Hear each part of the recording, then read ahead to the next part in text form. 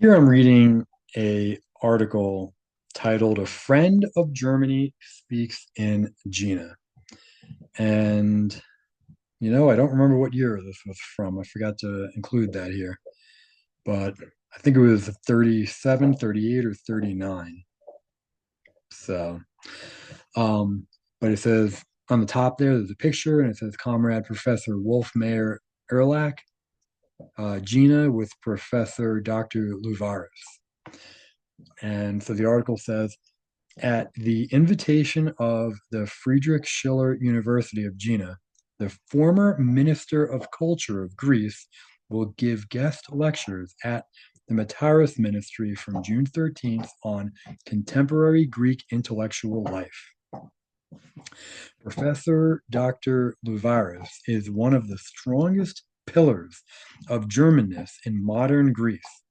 He studied for years at German universities. For this man, who was fully rooted in the intellectual life of ancient Hellas, right, ancient Greece, German idealism, and above all, the world of Goethe, became the strongest revelation of the related German character, right? I think related to Greece, right? Because I've read in other videos in the Ahnenerbe articles where the Germans were connecting the ancient Greeks and Germans, right? That they were the same people. And they were the same people, or are the same people, however you want to word it. So, um, so anyway, where was I? Continuing, after his return to Greece, he remained closely connected with the German spirit and the German destiny. As a professor in Salonika and as a university lecturer at Kapodistrian University in Athens, he stood up for our country and nation so strongly, especially during the decisive years of the World War, and I think he's referring to World War One, maybe, and after the German collapse, that, like many other loyal friends of Germany, he suffered persecution, severe hardships. But precisely these persecutions only made him fight all the more fiercely for the greatness of German character, for Germany's mission among the people. From this struggle for the German character, akin to ancient Hellenism, arose his numerous publications on German idealism, above all his work on Goethe, which, with tens of thousands of copies, was groundbreaking for the intellectual upheaval in Greece, um, in favor of Germany. Sorry, let me read that again. So, with tens of thousands of copies, was groundbreaking for the intellectual upheaval in Greece in favor of Germany.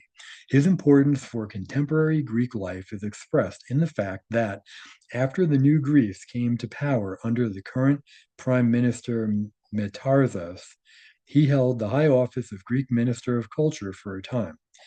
In this position, he immediately used his full influence to strengthen German Greek relations as a guest of the German government, as a collaborator in the great project of leisure activities, as one of the most prominent representatives of the new Hellas, of the new Greece. He worked tirelessly for the close ties between Greece and Germany through his talks and lectures during his numerous visits to Germany. We are pleased to welcome one of the spiritual leaders of Germany in Professor Dr. Lavaris, the friend of our comrade, Professor Dr. Wolf Mayer Erlach, who has just returned from a lengthy, uh, I don't know, meeting, I guess, I don't know, in Greece, in trip and study. Oh, I guess, yeah, returned from a lengthy trip and study tour to Greece.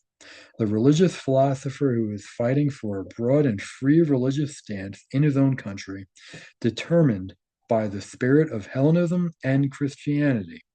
His lectures on Greek spiritual life will, among other things, give us insights into the vibrant, popular Greek national church, which, with its strength, saved Greece from ruin during centuries of slavery. And on the bottom it says, but the cross is not a symbol of death. It stands on soldiers' graves that stand around the borders of a resurrected nation. And then it says, I guess that's from the brochure, German Christians, National Church Thought by Hugo Rond. So, so yeah, it's interesting that here you have a Greek Christian, a Greek political leader who was obviously friends with and friendly with Germany and with the German Christians. And so, what the Germans were doing wasn't just isolated to Germany, right? They were reaching out to other Christians in other nations that they were friendly with. And yeah, that's very fascinating. So I got to do more research on Dr. Luvaris. And, it looks like the Greeks did have a good relationship with Germany. So I got to look up Prime Minister Met I'm not familiar with him at all, but did he have a good relationship with Germany, and what happened to him? Because when Germany didn't invade Greece, really, right? They liberated Greece from British invasion, right? The British invaded Greece, and then the Germans went in because they had to protect their underbelly, right? The southern flank. So, um, and from what I read, I don't believe the Greeks really fought too hard. I don't think the Greeks really had a problem with the Germans. But I'm sure the Jews in Greece did. And how many Jews were there? I'm assuming there were probably a lot, and I'm sure they fought as partisans. So, but anyway, that's for another video. So, yeah, I think that is all I had here.